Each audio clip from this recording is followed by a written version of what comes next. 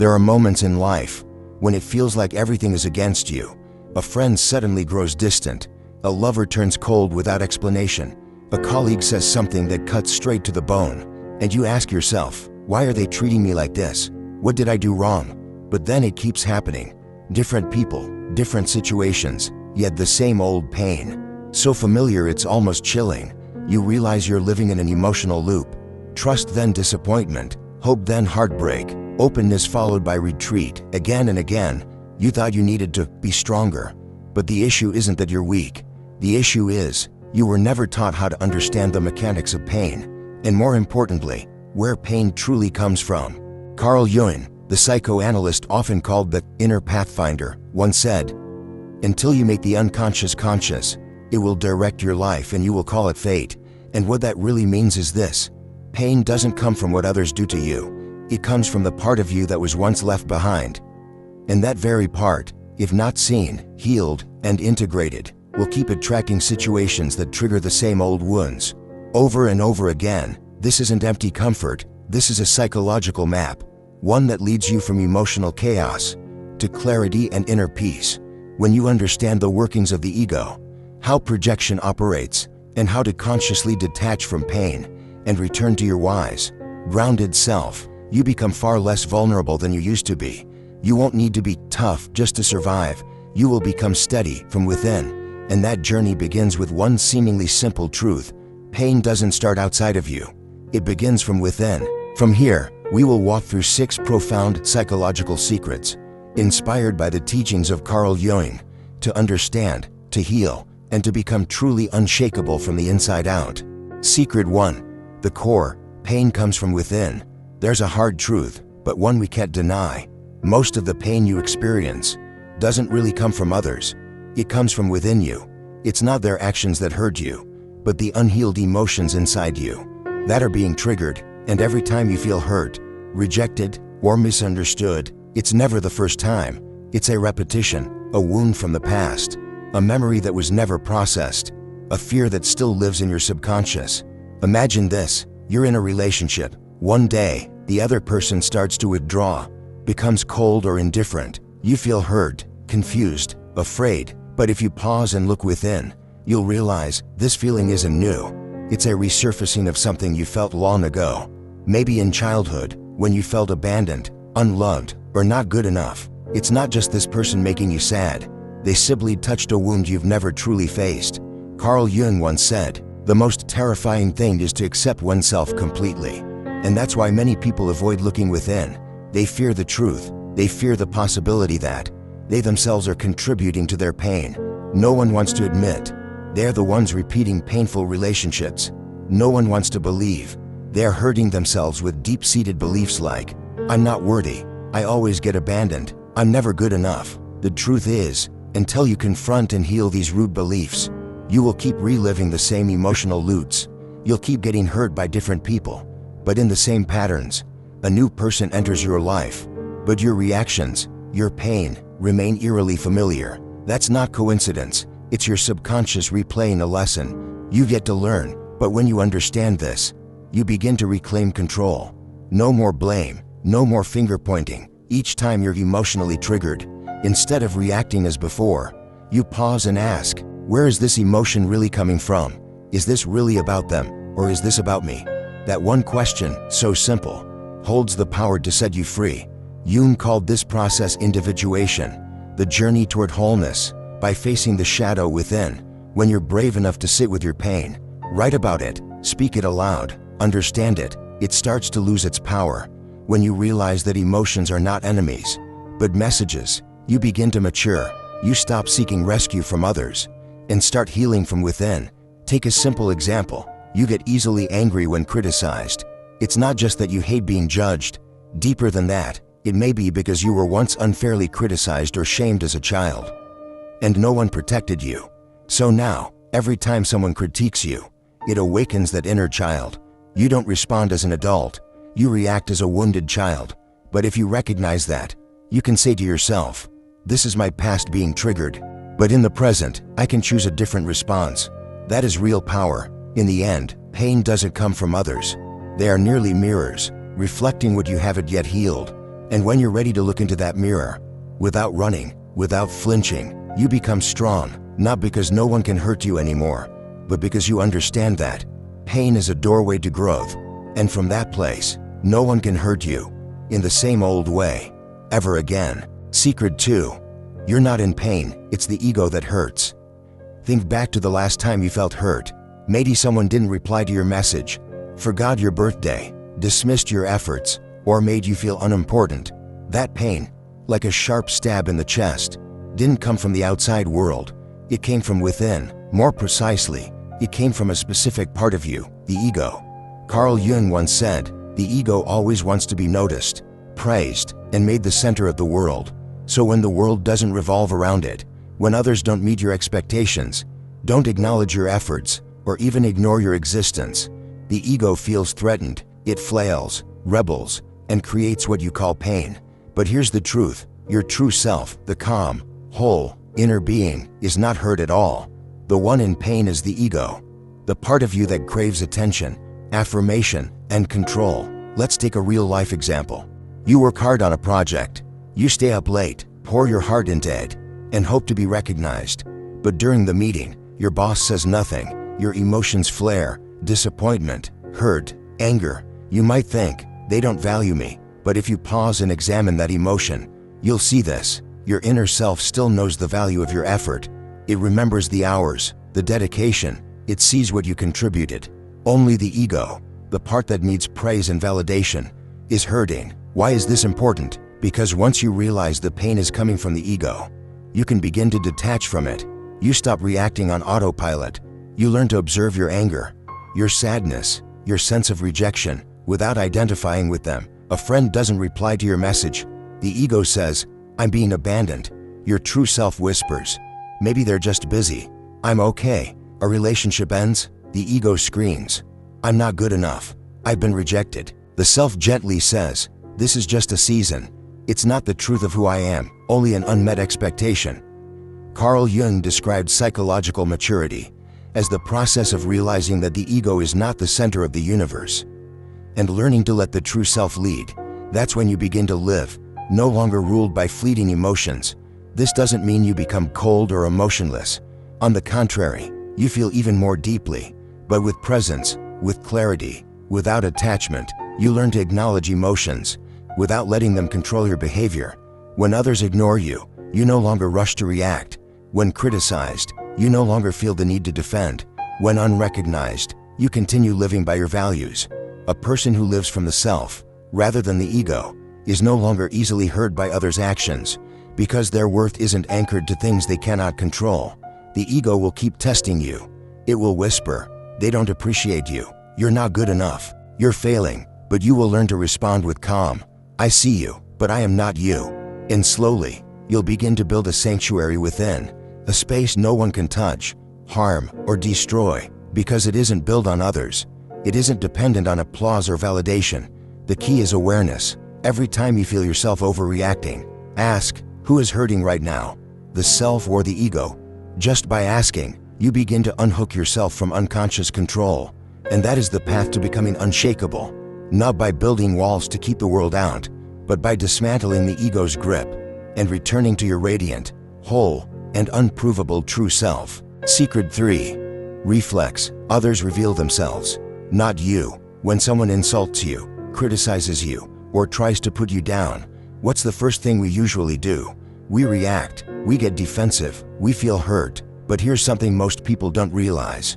Those words, those actions, they say far more about the person who speaks them than they do about you. Carl Jung once said, everything that irritates us about others can lead us to an understanding of ourselves. Yes, that's an important principle, but Jung went even further. He believed that much of human aggression, judgment, and criticism is rooted in psychological projection, the act of projecting onto others the aspects of ourselves we're unwilling to face. We throw our unhealed pain onto others, because we can't bear to hold it ourselves. Look closely. Someone who constantly calls others arrogant is often insecure about their own worth. Someone who complains others are lazy is usually avoiding their own inner stagnation. Someone who frequently envies or compares themselves has yet to learn how to love themselves deeply. They're not seeing you clearly. They're seeing a distorted version of themselves, projected onto you. That's why the first lesson is this: don't immediately believe everything someone throws at you. Not every opinion is truth. Not every criticism is constructive. Oftentimes, it's simply unhealed pain trying to find a place to land. And then, you'll begin to see things more clearly. The one who accuses others of being fake is often afraid to live authentically. The one who calls others selfish may never have learned to give without expecting something in return. The one who criticizes others for being weak is usually someone who is hurt, but never gave themselves permission to cry. Jung also said, we see our own unacknowledged flaws in others. And once you understand this, a profound sense of freedom arises. You no longer react out of instinct. You begin to observe instead of absorb. Picture this common scenario. You're in a meeting. Someone dismisses your ideas with visible contempt. In the past, you might have shrunk, gotten angry, or lashed out, but now it's different. You ask yourself, what are they projecting here? Maybe they're threatened by your confidence. Maybe your presence touches on an insecurity they've tried hard to bury. And instead of reacting, you simply observe. That calm detachment, that's real power. Of course, you also need to learn to discern projection from genuine feedback. Not every harsh word is projection. Sometimes people speak truth. The difference lies in tone and intent. Honest feedback is usually objective, rational, and constructive. Projection is emotional, vague, and often comes from a reactive or triggered place. So the next time you're criticized, do this. 1. Pause. 2. Separate yourself from the emotion. 3. Ask, what does this say about them? Then ask, is there any truth in this for me? If it's not true, let it go. If it is, use it to evolve, not as a weapon of self-judgment. When you practice this habit, you stop being pulled around by emotional manipulation. You're no longer so easily hurt by random words. You stop being a mirror for others to unload their pain onto. Instead, you become frosted glass, reflecting back without absorbing, and in that, you begin to live a more peaceful life. No need to prove, no need to argue, no need to react. Just stand firm in your inner clarity. And that's a strength no one can ever take away from you. Secret 4. Conscious detachment, not coldness, but inner freedom. Have you ever said, I don't need anyone, I'm fine, but are you truly fine? Or is that a lie you tell yourself to hide the wound? Detachment doesn't mean you don't need love, connection, or emotion. It's not a wall you build to isolate yourself from the world. Conscious detachment, in the spirit of what Carl Jung called withdrawing projections, is the ability to stop expecting the world to heal your wounds. It is the journey of returning inward, to the only place where true stability can be found. Imagine this, you're in a relationship. Your partner doesn't reply to your message as quickly as you'd like. A part of you begins to spiral. Are they upset with me? Did I do something wrong? Suddenly, anxiety arises. You feel tense, worried, abandoned, even though nothing concrete has happened. You're not reacting to the present. You're reacting to old fears that this moment has triggered. And in that moment, you have a choice, to react impulsively, or to step back from the emotion that just flared up. Conscious detachment is precisely that ability. The ability to pause and ask yourself, is this feeling really about what's happening now, or is it touching a memory inside me?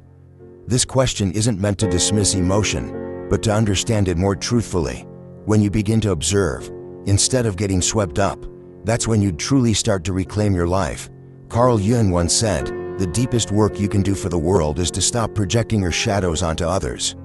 Which means, stop demanding others to make you feel whole, loved, or understood. No one can do that for you if you haven't first learned to do it for yourself. One of the clearest signs of emotional dependence is when your mood is dictated by someone else's actions.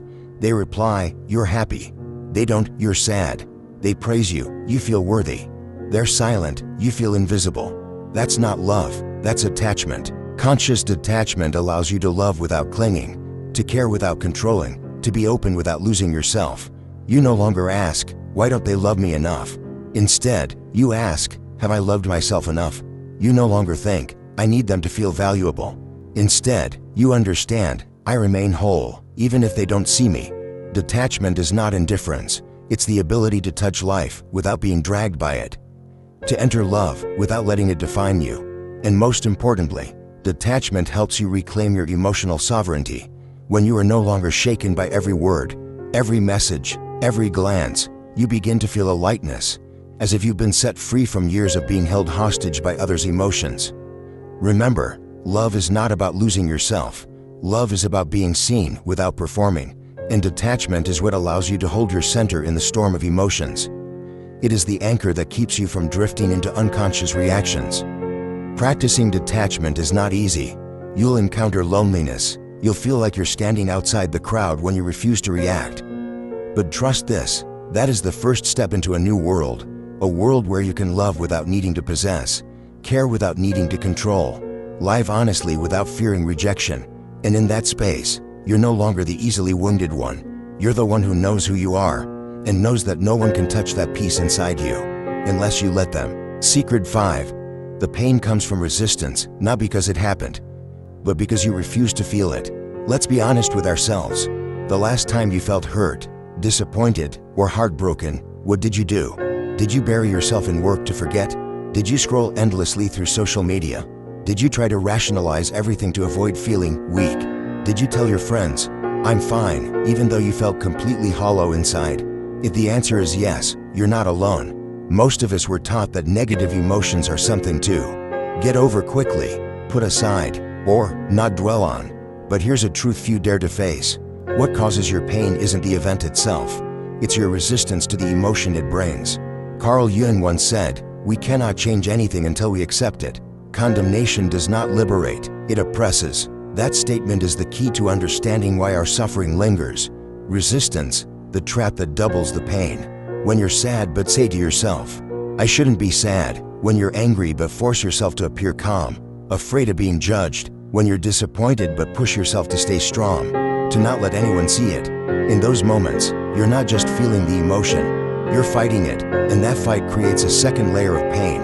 Deeper, longer lasting, and harder to heal. Imagine a stream of water being blocked. It doesn't disappear, it builds. And when it finds no release, it erupts in uncontrollable ways. Panic attacks, insomnia, depression, or unexplained outbursts. That's what happens inside you each time you reject an emotion. Acceptance, not surrender, but liberation. There's a paradox in healing that Jung understood deeply. Emotions don't disappear when suppressed. They only transform into something quieter, darker, and more destructive. You don't need to get over emotions to be strong. You need to go through them. Let them pass through you. Without running, without judging, without rushing to heal. Emotions are like waves. They rise, then fall. But if you try to stop the wave, you get crushed. A practical example, you've just gone through a breakup. On the outside, you seem fine, working, socializing, smiling. But each night, your chest tightens. Instead of allowing yourself to grieve, you turn on the TV, scroll your phone, distract yourself. But the more you run, the more the emotion haunts you. Then one day, you stop, you sit down, turn everything off, and allow yourself to feel the sadness. You write it down, you let the tears fall. You don't try to fix it, you simply stay with it. And after a few hours, you realize the pain isn't as terrifying as you thought. It's still there, but it no longer controls you. You've seen it, and only by seeing it can you rise above it. Practice sitting with the pain. Find a quiet space, turn off all devices, sit or lie down comfortably.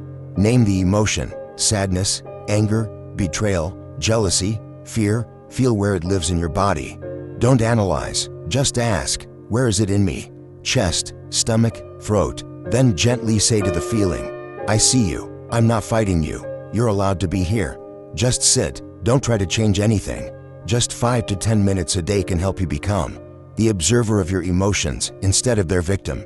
Freedom lies in acceptance. You don't have to become numb to stop getting hurt. You only need to stop resisting what you're feeling.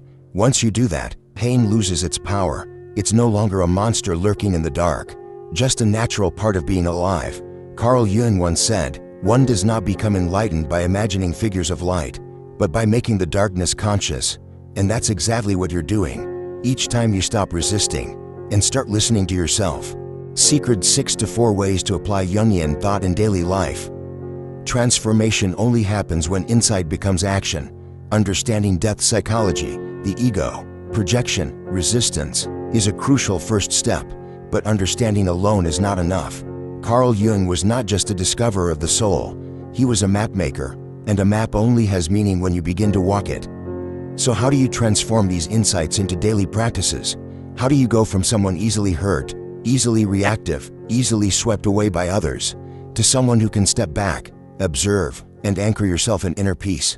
Here are 4 simple yet powerful ways to apply Carl Jung's teachings in your everyday life, so that with each passing day, you live with more clarity, presence, and emotional resilience. 1. Shadow journaling. Jung believed that within each of us lies a part called the shadow, a collection of emotions, memories, and traits we've rejected, suppressed, or felt ashamed of. The shadow doesn't disappear, it simply operates silently, influencing how we react, love, choose, and suffer. One of the simplest ways to begin the process of individuation, the journey of returning to your whole self, is to journal and dialogue with your shadow. Each day, write down one situation that triggered you. Someone made you angry, a comment hurt your feelings, a fear or sudden jealousy emerged. Then answer these questions. Does this emotion feel familiar? Has it shown up before in my past? Is there a part of me that was once silenced, abandoned, or judged, now trying to speak up? What is this emotion trying to teach me? Do this for just 7 days, and you'll see something clearly. Your pain isn't the enemy, it's a message. 2. Practice the pause moment. You don't need to meditate for an hour every morning to become more conscious. You just need 1 second of pause before reacting. Jung said, until you make the unconscious conscious, it will direct your life and you will call it fate. So choose those moments where you typically lose control. When someone irritates you, belittles you, or makes you feel not enough. And instead of reacting immediately, pause. In that pause, ask, what am I feeling right now? Is this emotion from the present, or is it triggering an old wound? Do I truly need to react to this? Even 1 conscious breath in this pause means you're beginning to steer your life instead of being steered by it. 3. Train to separate the ego from the self. Every day, we are unconsciously led by the ego. It speaks up when we're ignored, misunderstood, or not praised. But if you can distinguish between ego and your authentic self, you stop being a puppet of external chaos. Each time you feel hurt, ask, who's feeling this pain, my ego, or my deeper self? Does their silence truly diminish my worth, or does it just leave my ego unsatisfied? Then remind yourself, I see the ego reacting, but I am not it. I am not bound by others' responses. Repeat this often, and you'll begin to live from the self, calm, clear, unshakable. 4. Turn projections into observation. As we explored earlier, many people project their unresolved pain onto you, through criticism, judgment, even hostility. But their projection does not define you. It reveals them. So train yourself to analyze projections instead of absorbing reactions. When someone calls you selfish, ask, are they feeling unseen or unprioritized? When someone belittles you, ask, are they feeling insecure in the face of my confidence? When someone judges you, ask, what part of themselves are they trying to suppress? When you shift from the target of attack to the observer of someone's emotional pattern, you exit the role of the victim and step into a space of calm neutrality. Applying Jung's ideas doesn't have to be theoretical or complex. If you simply pause, observe yourself, engage with your shadow, and live from your inner self, you've already taken the first real steps toward becoming emotionally unshakable. And from that place, you no longer need validation. You no longer need the world to be softer, because you found a whole world within yourself, a world that cannot be taken, disturbed, or defined by anyone else. After everything you've been through, the repeated pain, the emotional outbursts, the moments of feeling misunderstood, abandoned, or simply not enough, perhaps you started to realize something. The greatest enemy isn't other people. It's the lack of understanding of your own self. Carl Jung once said, who looks outside, dreams. Who looks inside, awakens. Awakening doesn't mean becoming cold or indifferent. It means you stop letting others define your worth. You stop letting impulsive emotions dictate your actions. You stop letting other people's projections make you doubt your truth. You can't change how others behave, but you can completely change how you respond. And the greatest freedom lies here. You no longer react, you respond. Not from your wounds, but from your awareness. This journey isn't easy. It requires courage to face your own shadows. It demands strength to let go of old versions of yourself. Those patterns you once called personality, but were really just protection mechanisms. You'll learn to observe instead of absorb, to listen instead of resist, to accept instead of deny, and little by little, you'll build a sanctuary within, a place no one can invade, because it doesn't need anyone else to exist. And when that happens, you'll no longer fear judgment, no longer shrink from rejection, no longer ache from not being seen, because you've learned to truly see, understand, and hold yourself. And if someone does hurt you, you won't ask, "Why did they do that to me?" You'll ask, "What am I meant to learn from this feeling?" And that question is the beginning of a whole new version of you.